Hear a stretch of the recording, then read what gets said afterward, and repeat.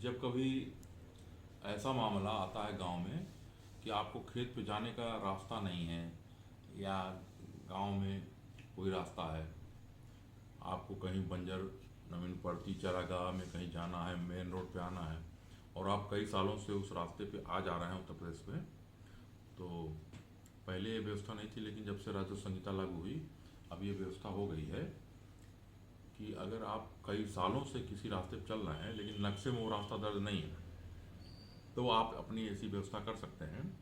इसके लिए आप तहसीलदार को,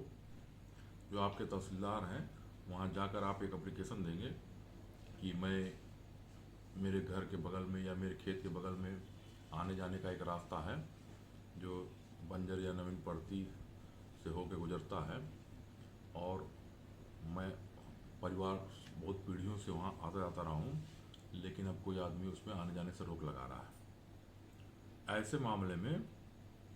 अब ये पावर राजस्व संहिता के तहत धारा 25 के तहत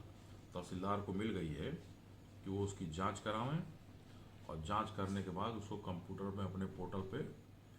RCMS का पोर्टल कहते हैं, रेवेन्यू कोर्ट मैनेजमेंट सिस्टम, उस पोर्टल पे उसको दर्ज करेंगे जांच रिपोर्ट आने के बाद, और नोटिस जारी करेंगे जो आदमी विरोध कर रहा है, और जांच में या विरोध करने वाला आदमी अपनी आपत्ति देता है लेकिन तहसीलदार उस आपत्ति को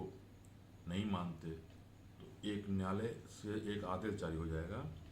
कि इस रास्ते पर जो भी अतिक्रमण है या अवैध है, अवरोध है, उसको हटा दिया जाए, और कोई भी व्यक्ति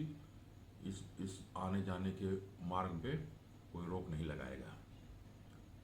अवरोधों को हटाने के लिए तहसीलदार चाहें तो पुलिस के माध्यम से अवरोध हटवा सकते हैं। ये प्रक्रिया होती है जिसको कहते हैं,